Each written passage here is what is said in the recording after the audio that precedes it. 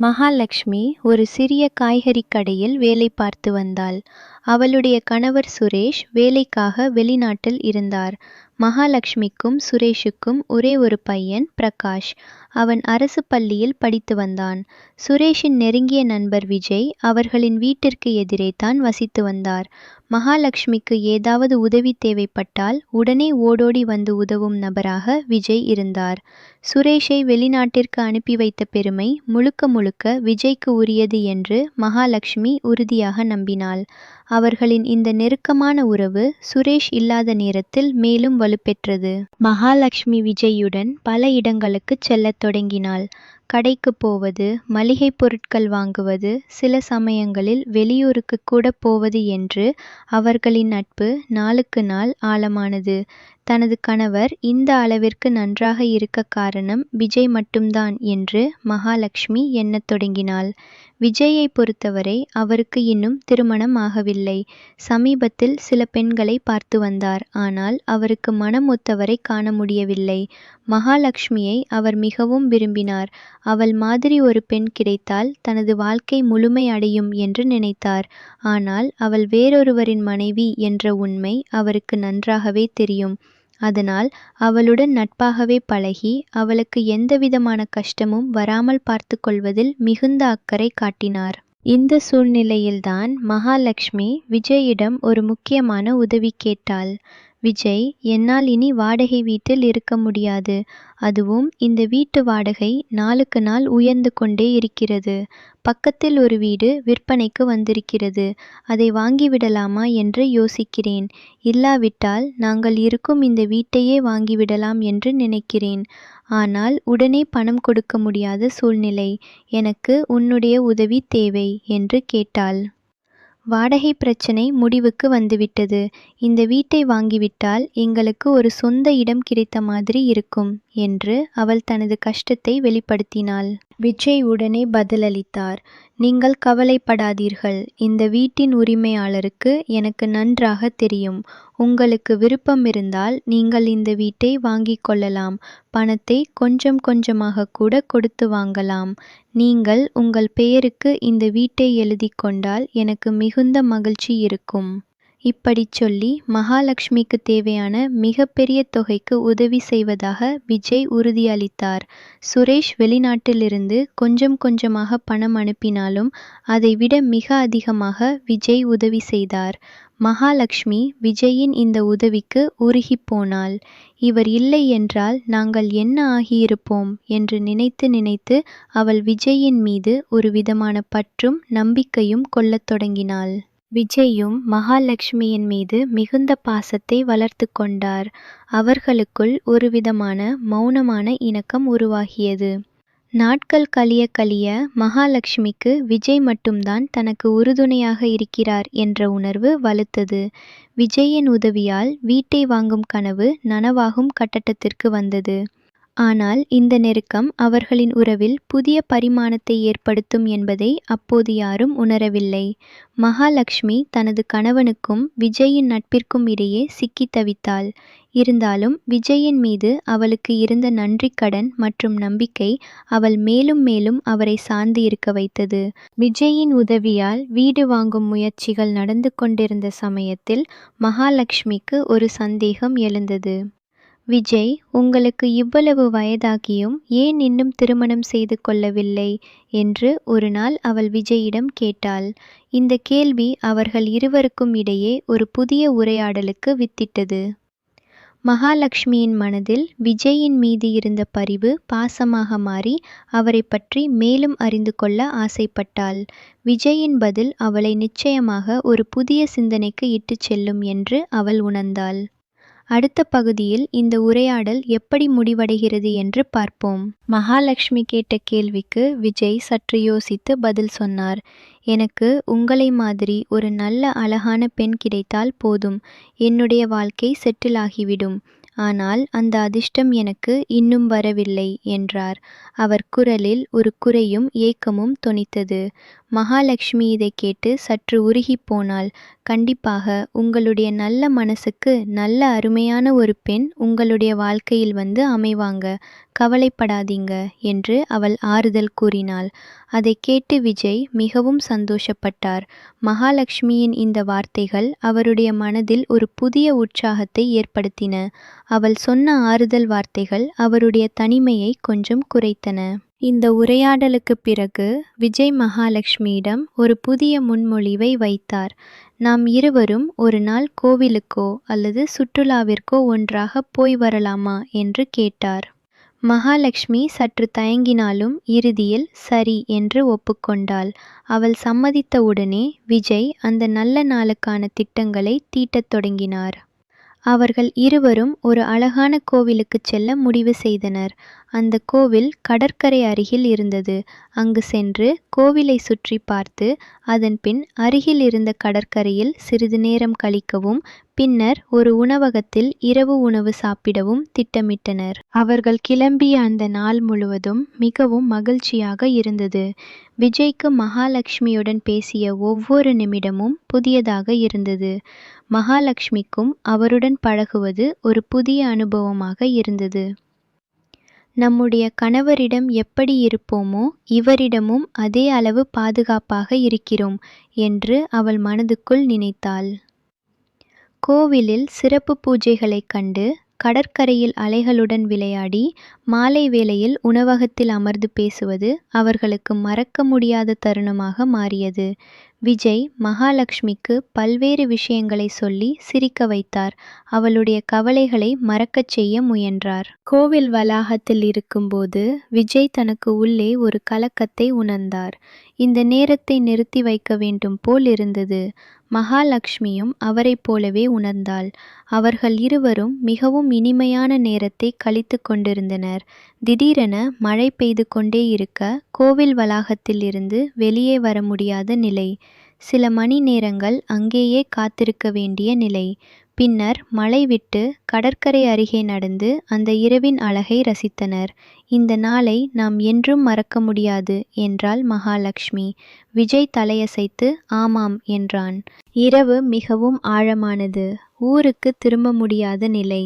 அப்போது விஜய், நாம் ஒரு ஹோட்டலில் தங்கிக்கொண்டு அடுத்த நாள் காலையில் புறப்படலாம் என்று முன்மொழிந்தார். சோர்வு காரணமாக மகாலட்சுமியும் அதற்கு சம்மதித்தாள். அவர்கள் ஒரு ஹோட்டலை தேடிச் சென்றனர். அந்த நேரத்தில் விஜயின் மனதில் பல எண்ணங்கள் ஓடின. அவர் ஹோட்டலை அணுகி ஒரு அறையை பற்றி விசாரித்தார். ஆனால் உள்ளே அவருக்கு பதற்றம் இருந்தது.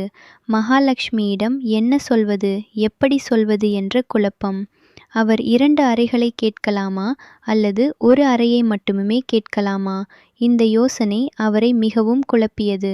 இறுதியில் அவர் எடுத்த முடிவு அவர்களின் உறவில் ஒரு முக்கிய திருப்புமுனையாக அமையும். அது என்னவாக இருக்கும் என்பதை அடுத்த பகுதியில் பார்க்கலாம். விஜய் ஹோட்டல் மேலாளரிடம் ஒரே ஒரு அறையை மட்டும் பதிவு செய்து கொண்டார். பின்னர் அவர் மகாலட்சுமியிடம் வந்து, நாம் ஒரே அறையில் தங்கிக் கொண்டால் என்ன என்று கேட்டார்.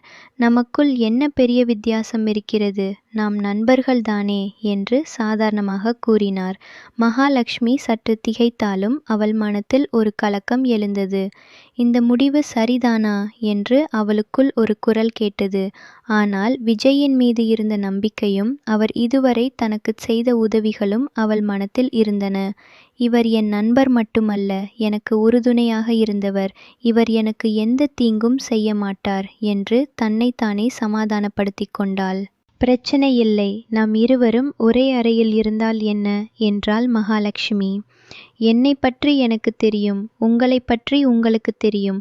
இப்படி இருக்கும்போது பெருசா ஒன்றும் நடந்துற போறது இல்லை என்று மேலும் ஒரு தைரியமான பதிலை கொடுத்தாள். விஜய் அவள் சம்மதித்தவுடனே மிகுந்த மகிழ்ச்சியுடன் ஒரு அறையை பதிவு செய்தார். அந்த அறை மிகவும் அழகாக இருந்தது. இரவு 11 மணி இருக்கும். அவர்கள் இருவரும் அறைக்குள் நுழைந்தனர். அங்கு ஒரு பெரிய படுக்கை, மெத்தையான சோஃபா மற்றும் ஜன்னலுக்கு வெளியே நிலவின் வெளிச்சம் தெரிந்தது. மகாலட்சுமியின் இதயம் படபடத்தது. விஜய் அறையின் ஜன்னல் அருகே சென்று வெளியே பார்த்தார். மகாலட்சுமி அவரை பார்த்து கொண்டே இருந்தாள். சிறிது நேரத்திற்குப் பின் இருவரும் அறைக்கு உள்ளேயே அமர்ந்து பேசத் தொடங்கினர். விஜய் அவளின் கண்களை பார்த்து, இன்று நான் மிகவும் மகிழ்ச்சியாக இருக்கிறேன், உங்களுடன் இந்த நேரத்தை கழிப்பதற்காக என்றார். அவர்கள் மனம் விட்டு பேசினார்கள். விஜய் தனது கனவுகளை பற்றியும், மகாலட்சுமி தனது கணவர் சுரேஷ் வெளிநாட்டிற்கு சென்ற பின் தான் சந்தித்த சிரமங்கள் பற்றியும் பேசினாள். விஜய், நாளைக்கு நீங்கள் திருமணம் செய்து கொண்டால் உங்களுடைய மனைவியை விட்டு வெளிநாட்டுக்கு பிரிந்து செல்லாதீர்கள். ஒரு பெண்ணின் மனசு அப்படிப்பட்ட பிரிவை தாங்காது என்று பரிவோடு கூறினாள். மகாலட்சுமி இதை சொல்லும்போது அவள் கண்களில் நீர் துளிர்த்தது. மகாலட்சுமியின் வார்த்தைகள் விஜயின் மனத்தில் பதிந்தன. அவள் சொல்வது முற்றிலும் உண்மை. ஒரு பெண்ணின் பாதுகாப்பும் மனநிறைவும் மிக முக்கியமானவை என்று அவர் எண்ணினார். இருவருக்கும் இடையே நெருக்கம் அதிகரித்தது. விஜய் சிறிது நேரம் அமைதியாக இருந்த பின், நான் எப்பொழுதும் உங்களை நினைத்து கவலைப்படுகிறேன். நீங்கள் சந்திக்கும் ஒவ்வொரு சிரமத்தையும் நீக்க நான் விரும்புகிறேன் என்றார். மகாலட்சுமி புன்னகைத்தாள். இருவருக்கும் இந்த நேரம் மிகவும் உணர்வுபூர்வமானதாக இருந்தது. பேசிக்கொண்டே இருந்த வேளையில் நேரம் சற்று அதிகமானது. விஜய், நான் லைட்டை ஆஃப் செய்யலாமா என்று மகாலட்சுமியின் சம்மதத்தை கேட்டார். மகாலட்சுமி தலையாட்ட விஜய் லைட்டை அணைத்தார். இருட்டில் அவர்களின் உறவு மற்றொரு பரிமாணத்தை அடைந்தது. அந்த இரவில் என்ன நடந்தது? அடுத்த பகுதியில் அதை பார்ப்போம். அந்த இரவு முழுவதும் விஜய்க்கும் மகாலட்சுமிக்கும் இடையே ஒரு புதிய புரிதல் உருவானது. அறையின் இருட்டில் அவர்களின் உணர்வுகள் வார்த்தைகளுக்கு அப்பாற்பட்டு நகர்ந்தன. விஜய் மகாலட்சுமியிடம், இதுவரை நான் சந்தித்த எல்லா கவலைகளையும் இந்த ஒரு நாளில் நீங்கள் போக்கிவிட்டீர்கள். இந்த நிமிடத்தை நான் என்றுமே மறக்க மாட்டேன் என்று கூறினார். மகாலட்சுமி அவருக்கு பதிலேதும் சொல்லாமல் அவர் தோளில் தலையை சாய்த்து கொண்டாள். அந்த ஒரு செயல் அவர்களின் உறவில் இருந்த மறைமுகமான உணர்வுகளை வெளிப்படுத்தியது. இருவரும் அன்று ஒரே படுக்கையில் படுத்து உலகத்தையே மறந்துவிட்டார்கள். சூரியன் உதிக்கும் வரை அவர்கள் அந்த அறையின் அமைதியை ரசித்தார்கள். அது ஒரு மாயாஜால இரவு. மறுநாள் காலை விஜய் முதல் நபராக எழுந்தார். அவர் ஜன்னல் அருகே சென்று வெளிச்சத்தை உள்ளே அனுமதித்தார். சூரிய ஒளி மகாலட்சுமியின் முகத்தில் பட அவள் மெதுவாக கண்களை திறந்தாள். அவர்கள் இருவரும் ஒருவரையொருவர் பார்த்து கொண்டபோது அந்த பார்வையில் ஒரு புதிய அர்த்தம் இருந்தது. விஜய் மகாலட்சுமியை ஒரு புதிய கண்ணோட்டத்தில் பார்த்தார். அவர் மனதில், இந்த உறவை நான் எப்படி மேலே கொண்டு செல்வது என்ற கேள்வி எழுந்தது. மகாலட்சுமி காலை தேநீர் அருந்திய பின் ஊருக்கு திரும்பும் பயணத்திற்கு ஆயத்தமானாள். விஜய் அவளை வீட்டிற்கு அனுப்பி வைக்கும் வரை மிகவும் கவனமாக இருந்தார். நீங்கள் எந்தவிதமான கஷ்டமும் இல்லாமல் வீட்டுக்கு போய் சேரணும் என்று அவர் கண்டிப்பாகச் சொன்னார். விஜய் மகாலட்சுமியை அவள் வீட்டின் வாசலில் விட்டுவிட்டு தனது இடத்திற்கு திரும்பினார். மகாலட்சுமி வீட்டுக்குள் நுழைந்ததும் அவள் மனதில் பல குழப்பங்கள். நான் செய்தது சரிதானா? என் கணவருக்கு இது தெரிந்தால் என்ன நடக்கும் என்று அவள் சிந்தித்தாள். ஆனால் விஜய் மீது இருந்த பாசமும் அவர் செய்த உதவிக்கான நன்றியும் அந்த குழப்பங்களை மூழ்கடித்தன. மறுபக்கம் விஜய் தனது அறைக்கு சென்றதும் அவர் மகாலட்சுமியின் நினைவிலேயே ஆழ்ந்திருந்தார். இவள் மாதிரி ஒரு பெண்ணை நான் எப்படி அடைய முடியும்? இருந்தாலும் அவள் எனக்கு கிடைத்த உணர்வு போதும் என்று அவர் மனதிற்குள் சொல்லிக்கொண்டார். சில நாட்கள் கழித்து மகாலட்சுமி விஜயை மீண்டும் சந்தித்தாள். அவர்களின் உரையாடல்கள் மிகவும் நெருக்கமானதாக மாறியது. அவள் அவரின் வாழ்க்கையில் ஒரு முக்கிய பகுதியானாள். விஜய் தனக்கு ஒரு மனைவி தேவை என்று உணர்ந்தார். மகாலட்சுமியின் மூலமாக அவர் பெண்களின் மனதை புரிந்து கொள்ள கற்றுக்கொண்டார். அவர் மெதுவாக தனக்கான வாழ்க்கை துணையை தேடத் தொடங்கினார். அப்போதுதான் மகாலட்சுமி தனது சொந்த தங்கையான சுஜாதாவை பற்றி விஜயிடம் கூறினாள். எனக்கு ஒரு தங்கை இருக்கிறாள். அவள் மிகவும் அழகானவள் மற்றும் நல்ல குணமுள்ளவள். நீங்கள் அவளை சந்தித்து பேச விரும்புகிறீர்களா என்று கேட்டாள். விஜய் இந்த முன்மொழிவை உடனே ஏற்றுக்கொண்டான். மகாலட்சுமி தனது தங்கையை விஜயிற்கு அறிமுகப்படுத்தி வைத்தாள். சுஜாதாவுக்கும் விஜயிற்கும் இடையே பேச்சுவார்த்தை தொடங்கியது. இந்த புதிய உறவு எப்படி முன்னேறுகிறது என்பதை அடுத்த பகுதியில் காணலாம். விஜயும் சுஜாதாவும் முதல் முறையாக சந்தித்த போது இருவருக்கும் இடையே ஒரு இனிய உணர்வு ஏற்பட்டது. சுஜாதா அழகானவள் மட்டுமல்ல, மிகவும் புத்திசாலி மற்றும் கலகலப்பானவள். விஜய் அவளுடன் பேச பேச அவள் மீது அவருக்கு ஈர்ப்பு அதிகரித்தது. மகாலட்சுமி இதை மிகுந்த மகிழ்ச்சியுடன் பார்த்தாள். எனது தங்கைக்கு இவர் மாதிரி ஒரு நல்ல கணவன் கிடைத்தால் என் கடமை நிறைவேறும் என்று அவள் நினைத்தாள். விஜய் சுஜாதாவிடம் தனது கனவுகள், வேலை மற்றும் எதிர்கால திட்டங்கள் பற்றி பேசினார். சுஜாதாவும் அவருடைய நம்பிக்கைகள் மற்றும் திறமைகளை பார்த்து ஈர்க்கப்பட்டாள். அவர்களின் உரையாடல் இனிமையாகவும் இயற்கையாகவும் அமைந்தது. விஜய் மகாலட்சுமியின் நண்பர் என்பதால் சுஜாதாவுக்கு ஏற்கனவே அவர் மீது ஒரு நம்பிக்கை இருந்தது. சில வாரங்கள் பேச்சுவார்த்தைக்கு பிறகு விஜய் சுஜாதாவிடம் தனது காதலை வெளிப்படுத்தினார். நீங்கள் என்னுடைய வாழ்க்கையில் வந்தது ஒரு அதிர்ஷ்டம். நான் உங்களை எனது மனைவியாக ஏற்க விரும்புகிறேன். உங்களுடன் இனி வாழ விரும்புகிறேன் என்று அவர் மிகவும் உணர்வுபூர்வமாக கூறினார். சுஜாதா சிரித்தபடி, எனக்கும் உங்களை பிடித்திருக்கிறது என்று சம்மதம் தெரிவித்தாள். இதையடுத்து அவர்களின் திருமண ஏற்பாடுகள் விரைவாக முன்னேறின. மகாலட்சுமி இந்த மகிழ்ச்சியான கூட்டத்திற்கு உடன்பாடு தெரிவித்தாள். விஜய் மற்றும் சுஜாதாவின் திருமணம் மிகவும் எளிமையாகவும் மகிழ்ச்சியாகவும் நடந்தேறியது. திருமணத்திற்கு பின் விஜய் மற்றும் சுஜாதா அந்த கோவில் பக்கம் இருந்த அதே ஹோட்டலுக்கு ஹனிமூனுக்கு சென்றனர். அந்த இடம் அவர்களுக்கு புதிய நினைவுகளையும் காதலையும் தந்தது. இதற்கிடையில் வெளிநாட்டில் இருந்த சுரேஷ் மகாலட்சுமிக்கு தொடர்ந்து ஃபோன் செய்து வந்தார். ஒரு நாள் அவர், நான் இனி வெளிநாட்டில் வேலை செய்ய விரும்பவில்லை. நமது குடும்பமும் உன் முகமும் எனக்கு மிக முக்கியம். நான் ஊருக்கு திரும்பி வர முடிவு செய்துவிட்டேன் என்று கூறினார். மகாலட்சுமி இதை கேட்டு அதிர்ச்சியும் சந்தோஷமும் அடைந்தாள். அவள் கணவனின் இந்த முடிவு அவளுக்கு மிகுந்த நிம்மதியை அளித்தது.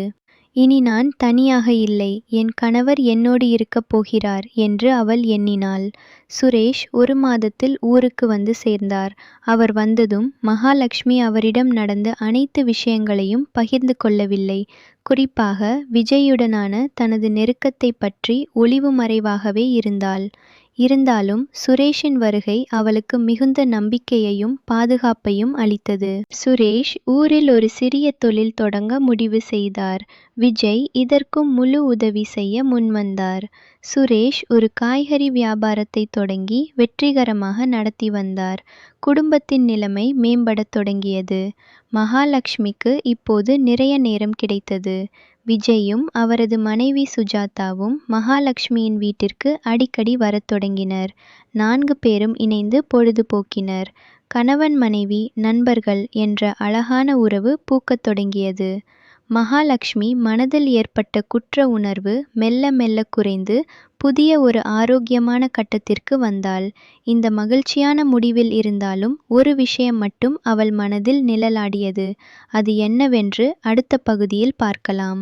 குடும்பத்தில் எல்லாம் நன்றாக நடந்து கொண்டிருந்த போதிலும் மகாலட்சுமியின் மனத்தில் அந்த இரவின் நினைவு இன்னும் மங்காமல் இருந்தது.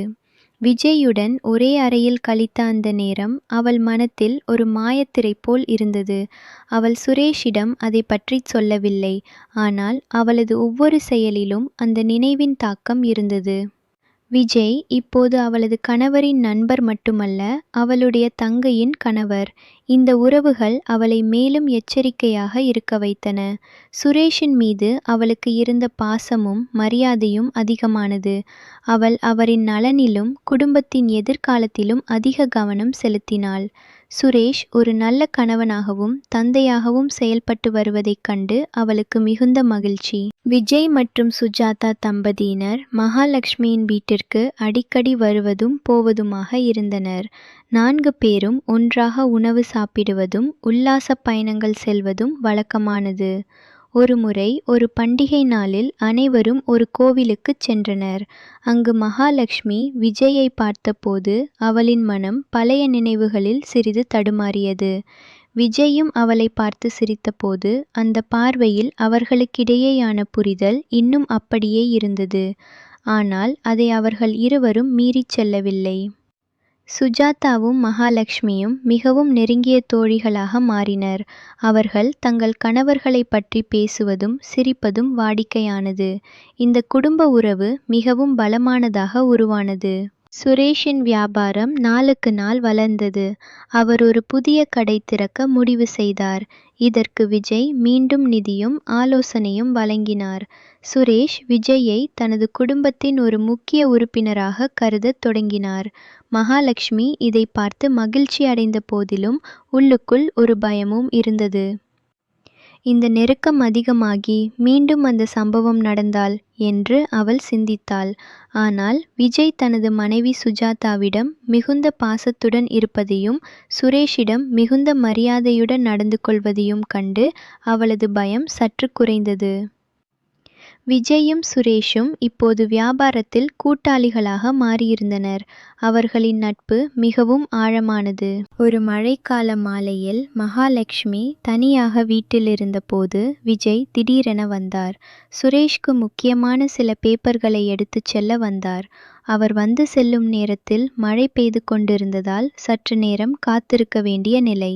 இருவரும் மட்டும் தனியாக இருந்த அந்த சில நிமிடங்கள் பதட்டமாக இருந்தன. ஆனால் அப்போது மகாலட்சுமி உறுதியாக இருந்தாள். விஜய், நமக்கு இப்போது இருக்கும் உறவு மிகவும் மதிப்புமிக்கது. நாம் அதை காப்பாற்ற வேண்டும் என்று கூறினாள். விஜய் சிரித்தபடி, நீங்கள் சொல்வது சரிதான். நாங்கள் குடும்பம். அதைவிட வேறு எதுவும் முக்கியமில்லை என்றார். மழை நின்றதும் விஜய் விடை பெற்றுச் சென்றார். அன்று முதல் மகாலட்சுமி தனது கடந்த காலத்தை முழுமையாக ஏற்றுக்கொண்டு நிகழ்காலத்தில் மகிழ்ச்சியாக வாழ கற்றுக்கொண்டாள்.